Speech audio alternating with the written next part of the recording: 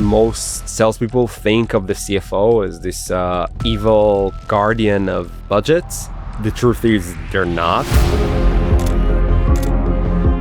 What the top sellers do, they're not seen by their buyers as salespeople. They really become an extension of their team. They're really great as just facilitating the buying journey. They're not pitching, they're not pushing. Yep. If you think about the typical sales process, it's not only a product, like the product won't solve everything, but you need to first start with, I think that most sales teams that we meet just have too much going on, too much that they're sharing, but it's just not effective. It's a lot of the things that's not really driving the buying journey forward. Can you walk me through maybe an example in the sales process where buyer confusion tends to spike? Yeah, I think the first moment for sure is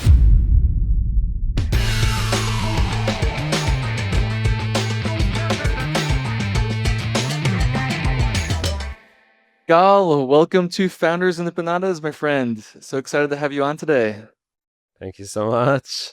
Excited and hungry. Yeah, in the pre-show, you mentioned to me that you just signed one of your largest deals. So congratulations and cheers to you. Thank you. Amen. To kick things off, I'd love for you to share with the audience a little bit more about your career and maybe some of the pain points that you felt as a sales leader, which drove you to build Aligned. Basically, my journey, we're building for sales, right? The product is built for sales. We're sales leaders and salespeople. And so my entire career has been in sales, 17 years. I was VP sales, CRO, an AE myself. And when we were, my co-founder and I actually worked together at the same company. And when I was VP sales, and we're always obsessed with trying to understand, like, and everyone that's been in sales can probably relate, like, what makes the difference, like, between the top reps, right? What makes them tick versus the rest? And we were selling a pretty complex product. And we're always kind of trying to see how do we hire them consistently? How do we deliver that performance? And there was this one deal that one of our top AEs closed, and it was this unbelievable $440K deal, outbound, close under 90 days. Like you don't see that every day, right? And they just did everything perfectly. She, like, calls felt like it's not about us, and everything that she did throughout that deal was about project managing the process and in supporting the journey, and very, very buyer helpful. And then it was a Friday afternoon, and we asked her, I remember this like it was yesterday, we asked her, okay, what did you do differently? And she said, it was the first time that I felt that I'm not selling. I'm really offering buying process as a service, like a buying process you'd pay a premium for. And that's where we really kind of understood at that point, which drove the inspiration a few years later, that what the top sellers do, they're not seen by their buyers as salespeople. They really become an extension of their team.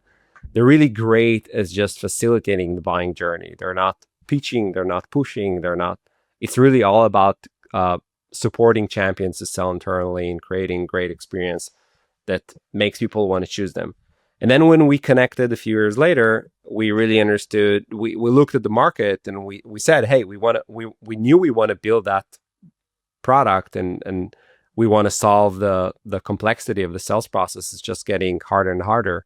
Deals are getting longer, and win rates, and everyone can relate right now that closing is just harder than ever.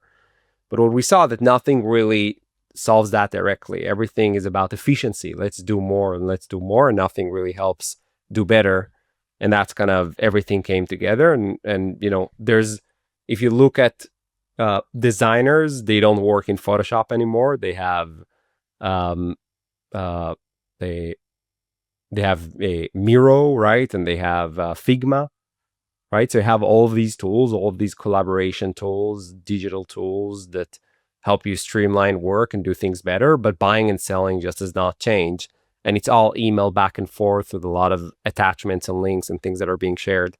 So we basically saw the opportunity there to just build a tool that helps you manage deals better by simplifying the journey for your buyer. that's how everything came to be. I can go more into the actual how we met each other and everything journey, but that's kind of how the idea came to be. So, Gal, I'd love to learn more about how you met your co-founders and maybe walk me through the early days of trying to find product market fit with Aligned. So my first co-founder, we met basically. We worked together, as I started explaining earlier. So actually, it's not. I don't know how much of a classic thing this is, but uh, he was one of my employees at the previous company. So when I was VP sales, he was first AE, best salesperson I've ever hired, who became a director and then moved into. He's now owning product, which is, by the way, it's a very interesting transition, right? So he owned right. He knows the product. He knows the problem very well. He knows the target audience. So that really became something that's a big success. And the second or third, right, co-founder. So they actually met first. So the story is, after we worked together, I went on to another company to become a CRO at another company. And he always had that bug. He always wanted to build something right after the place where we worked together. And for me, I wanted to continue kind of doing the CRO thing, doing that for a few years, maybe another company, see some successes, and then then I'll feel that I'm it's the time to maybe try my own thing. For him, it was just he wanted to go out there, and he said, the moment that I'm starting to do something, I want you to help. So while I was CRO, I became basically an advisor at his company before he had a company. And we started thinking about the ideas. And then he found Yotam, who was our third co-founder, through a dating app, right? So there is a thing that's called founder dating app, like a Tinder for founders, basically. And he just, it's the exact same thing. You kind of flip, right, to show interest. And that's the story. They just dated a few founders, and they just hit it off. Like it was all, it was all the stars and moons aligned, and that's the story. I love it. Yeah, it's kind of interesting the parallels. Both co-founder and VC very much feels like going on the first few dates together and finding that alignment. No pun intended. Um, Gal, so I'd love to dive a little bit deeper into just really kind of a masterclass around um, finding, again, no pun intended, alignment with buyers. Um, can you walk me through maybe an example in the sales process where buyer confusion tends to spike? And kind of what's a moment where aligned currently solves for buyer confusion? Yeah, I think the first moment for sure is demo. And before mid demo, and sometimes even at the beginning of the demo, I think what most salespeople do is when they think about running that demo and intro call, is they think there are a few things. One, the questions are for me. They're for me to qualify or for me to be able to show the right demo. But the questions actually are like when a buyer comes into a call, they don't have the problems fully kind of written down and fully clarified in the best possible way. They might know some root causes of the problem, but they're not fully tying them into the implications. They're not thinking fully clearly about the implications. So, or they might have a small idea of things that are happening, but they don't know exactly what you solve, right? They know their strategic problems, but they don't know what you solve for and how that connects to these strategic problems. So I think that's the first place, really, in that point in the demo where you're either asking questions for yourself to see if they're a good fit, if I can find some pain, or you're asking them because you want to demo something, you want to see if you can demo something that would help. So that's the first point, and then when it goes into the demo, um, then that demo typically is a how demo and not a why demo, and that's, I think, that's the second point. Uh, but if you move on to the sales process, then the biggest confusion, I think, and where most deals stall, is that you still have a lot of time left to go and convert that initial interest and that initial understanding of these discussions into a deal that solves the problem. But the reality is that most champions just don't know how to do this, how to sell internally. The deal is really not about you selling to a buyer. It's about you equipping a buyer to do the job for you when you're not there in the room, right? You're really, for the most part, not just selling to the people that are with you, even in SMB. And that's where things really get even messier, because the things that were discussed in the first call, like are way behind you right now, and now the champion needs to translate them into an executive language, right? They need to be able to talk a CFO language. They need to be able to bring a compelling narrative and to build a different level of proof that they need to go and make a decision. And what they have is the deck, right? I think that's probably the biggest friction that salespeople are seeing today. Champions failing to sell internally, or champions failing to create a consensus throughout the process. A lot of them can pass through that initial demo pretty well, but they just lose mid-cycle or the final point. So that's what we see. And us specifically, yeah, we solve that by just bringing. So if you think about that process, there's just so much being shared that's just falling through the cracks.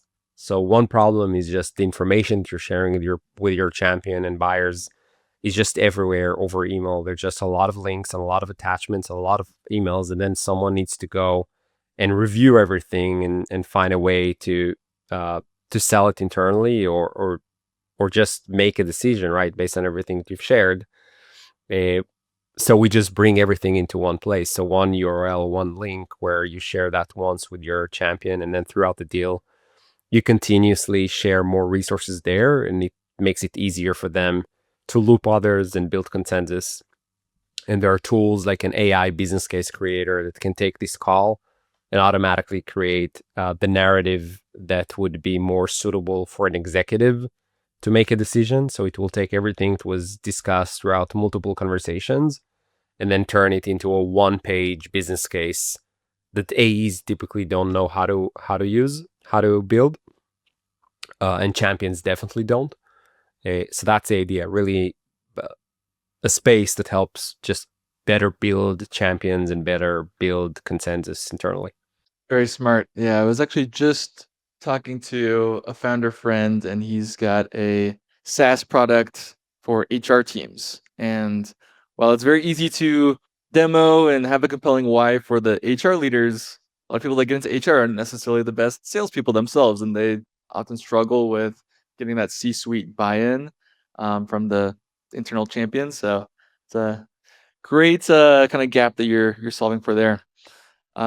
Any stories you can share of some of your customers that maybe the champion was able to leverage that business use case to be able to get buy-in from the C-suite that they wouldn't have been able to get otherwise? We use the tool ourselves all the time, and we see that.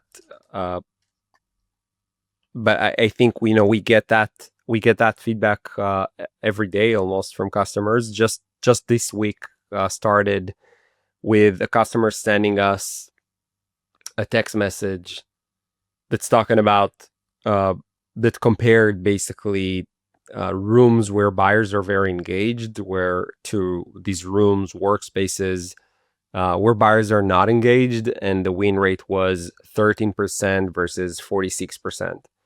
So sharing that space and having your buyers really use it and work with it really has that much of effect on a deal.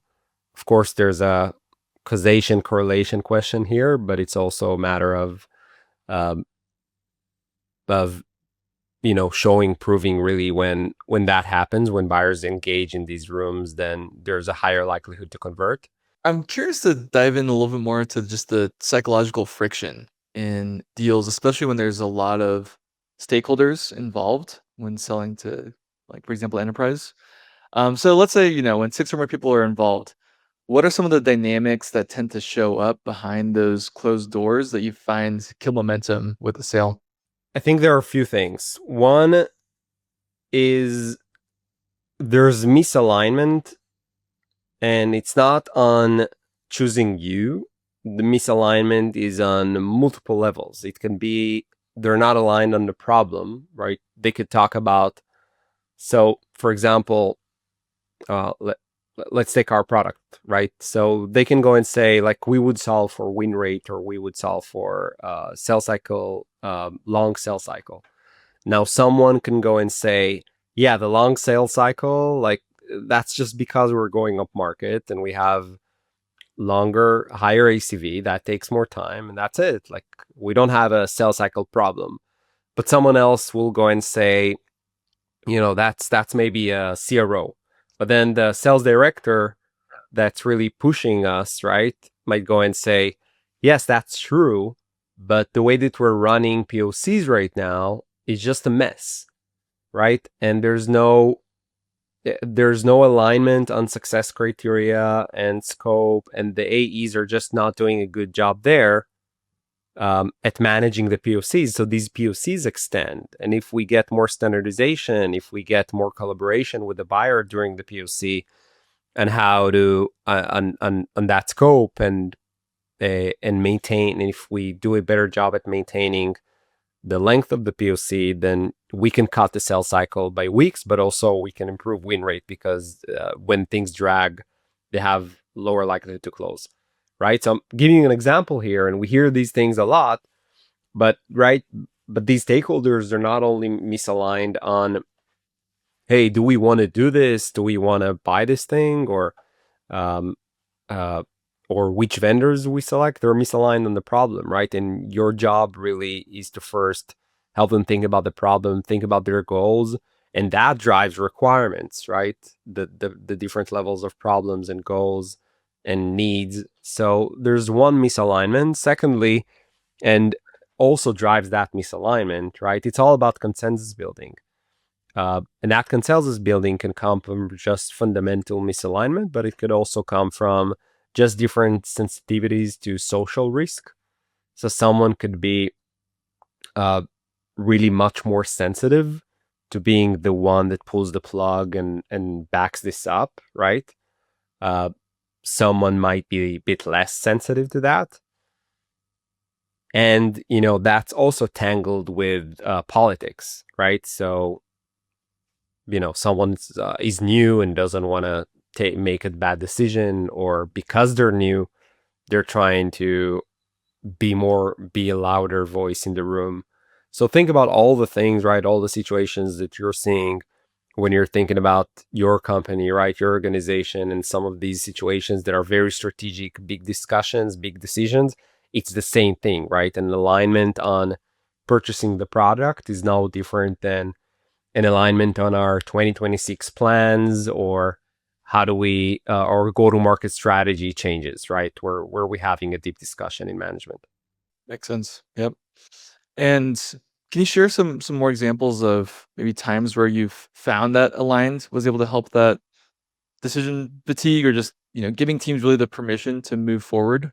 So one of the things is, if you think about the typical sales process, and to solve that misalignment first, right, you need conversations. It's not only a product, like the product won't solve everything, but you need to first start with having conversations and mapping out requirements and needs of these different stakeholders, and helping each one of them think about the problem and facilitate these discussions, right, of thinking about the problem. So it's a lot about how you run the sales call, but then a lot also happens behind the scenes, and there are a lot of people that you will not meet, right, that are behind the scenes. Now, if you do a good job on the call, to get everyone together and to frame and to run the right discovery and to basically write down, document the right problems and create that alignment first on the call. Then you can go and document for them everything for them in this one space. So if you do that over email, that email is just going to get lost, and the likelihood of that email helping build that consensus internally is very low. But if it's a what we've heard slide in your workspace, right? And if your champion right now can forward that internally to people that might not go on a call with you, you have a higher likelihood to create that consensus. But also you can uncover some of these hidden stakeholders that otherwise would have received that email or the resources that you shared, forwarded to them internally. And now you can reach out multi-thread and help them help create that alignment, right? Because you're just exposed, you're aware now of who these stakeholders are. Makes sense. Excellent, Gal. I'd love to dive a little bit deeper too into just the kind of emotional journey of a founder buyer specifically. Um, Kind of when selling towards founders, how have you seen the sales cycle be different versus, maybe VP level where just the speed and pace is a little bit different, and maybe the internal politics, they're less of that as a factor? You mean, just to clarify, you mean how is it different selling to a founder versus selling to an executive at a larger company? Correct. Yep.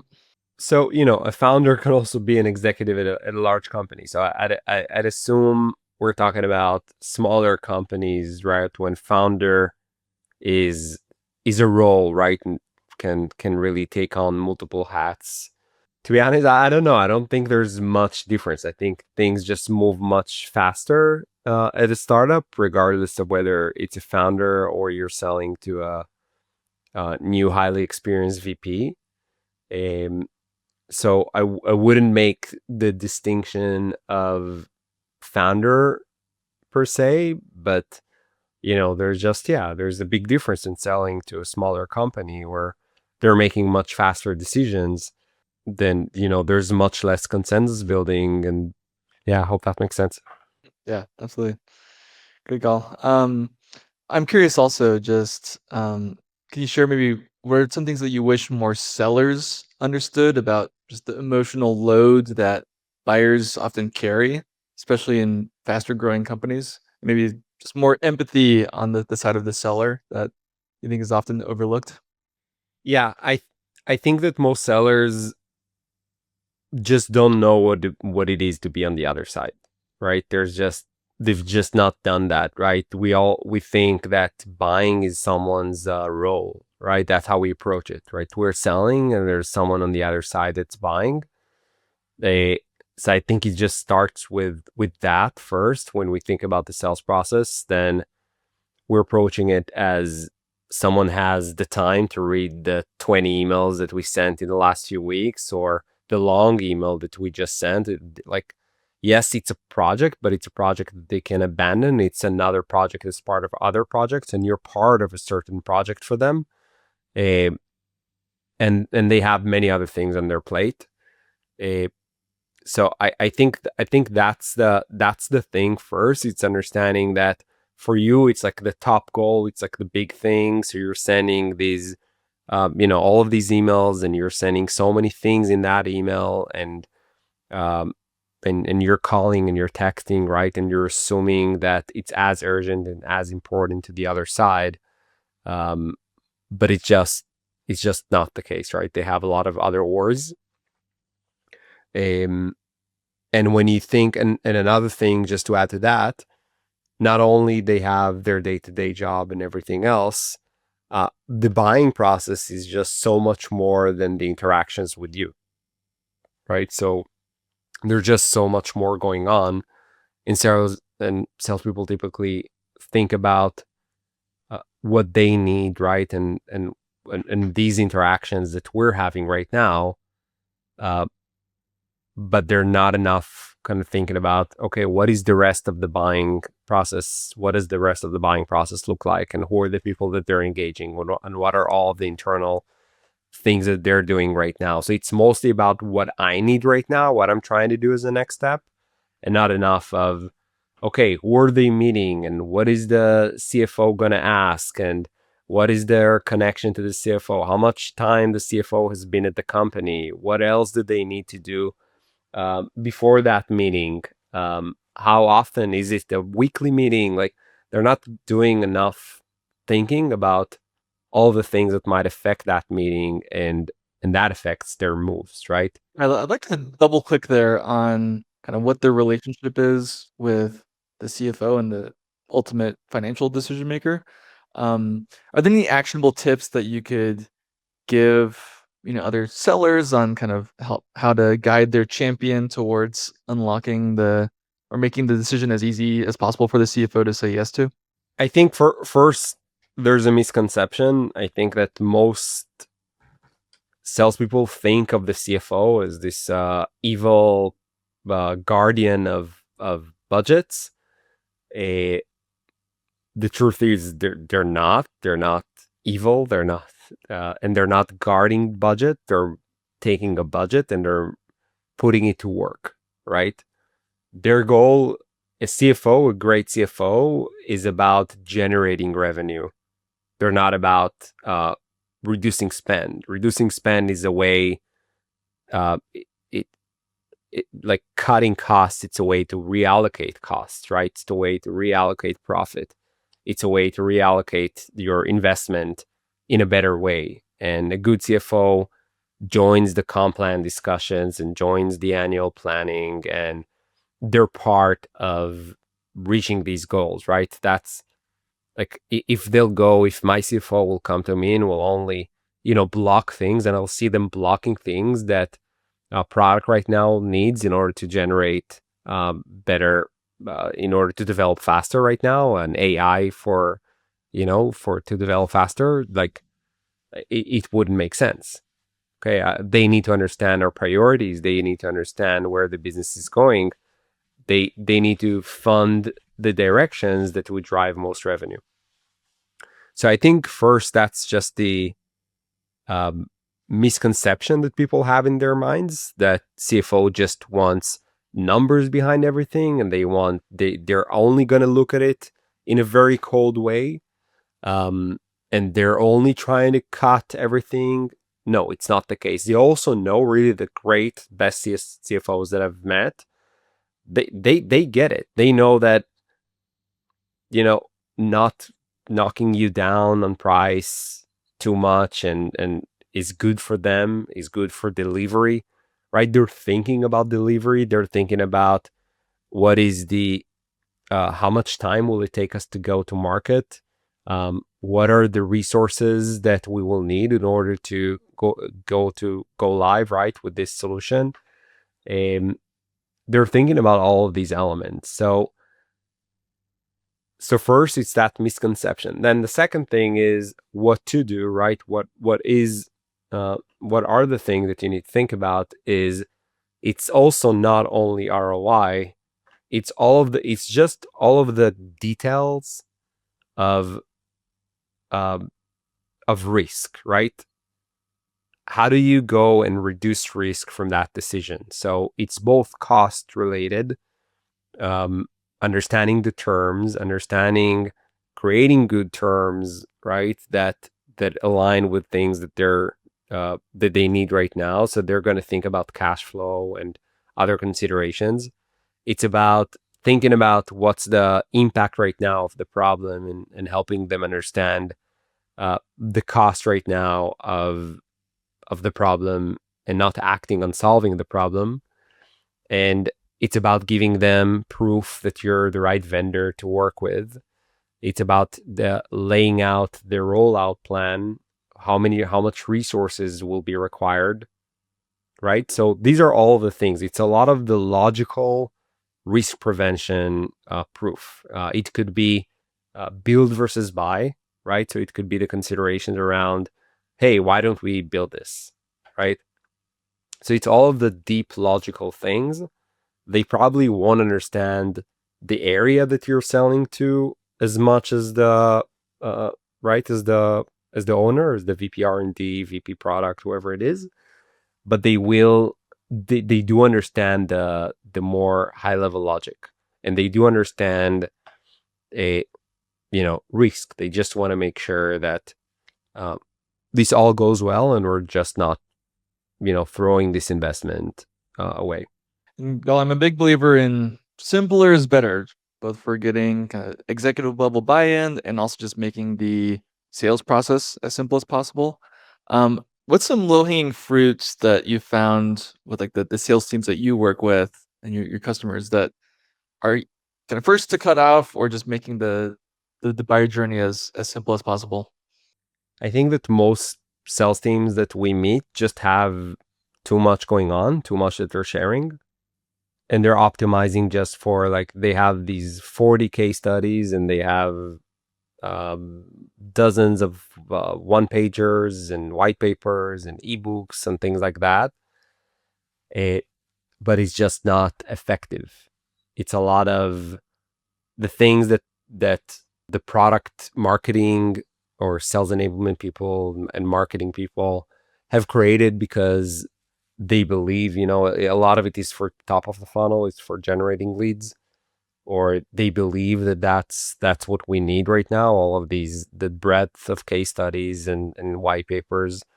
But these are not really the tools that are driving a decision. So I think that the biggest thing is probably that there's just so much information that's not really driving the buying journey forward.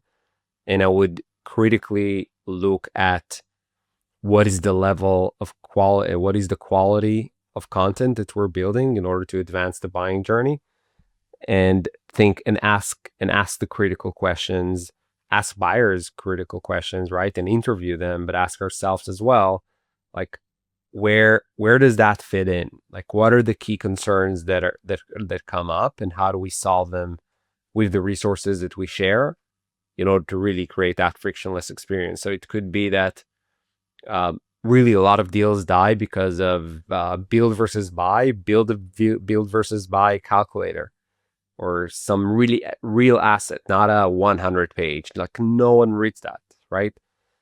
If it's about requirements, we lose a lot because our competitors shape different requirements, and we need help. We need to be able to reshape requirements.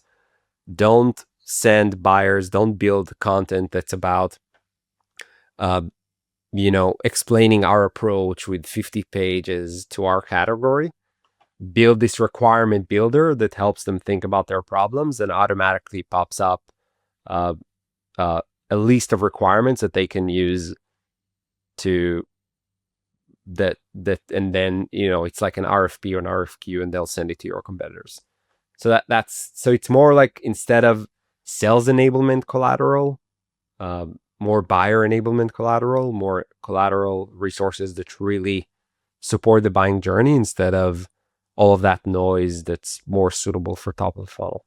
I tell my marketing folks at NeoWork that, for every word that you can remove from this piece of sales enablement material, I'll give you like a imaginary dollar just to try to make it Yeah. as simple and concise as possible. Gal, last question I have is, what's one strongly held belief that you have that you'd say 90% of other founders would disagree with? I know we've been re-educated in the last few years after growth at all costs. And I think most founders, when they think about becoming profitable or hitting break even, right? We've been raised to think about it as something that comes at the expense of growth, because basically you're just saving costs all the time. That's how they're thinking about it. Hey, you're not making bold experiments, and you're saving costs.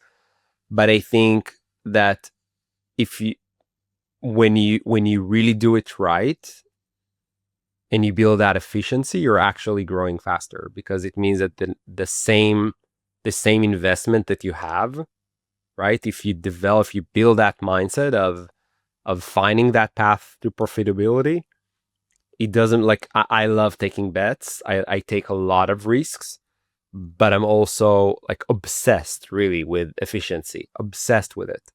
It's not that I take too much time to approve things and I put too much scrutiny and spend. It's not even spend, you know. It's just about making really the right decisions and who to hire and when and the go to market and cutting off things real quick and making an experiment. We make it only for a week. It's looking at all of the metrics. And what it created for us is the ability to raise much less money in order to get much farther away in ARR. And I think so. I think that's my hot take. I don't know how much of a big thing. I'm sure, like for a lot of people, that's like a thing in their mind, right? Where um, like efficiency and profitability means growing slower. But no, we're trending this year to 4x and hit profitability at the end of the year uh, when we enter Series B. Yeah. Well, Gal, congratulations again on all of the growth. And I really, am continue to be impressed by your product team and kind of features they're putting out there. And where can people find out more about you and about Aligned online? Yeah, thank you so much. Appreciate the time. They can find me on LinkedIn, Gal Aga, and alignedup.com. Amazing. Well, thank you again so much for sharing some empanadas with me today. Thank you. And Appreciate it. congratulations on finishing up the quarter strong. Thank you so much. I'll go and hit this one up and have a nice Get some dinner. seconds then. Awesome. Cheers. Thanks. Cheers. Take care.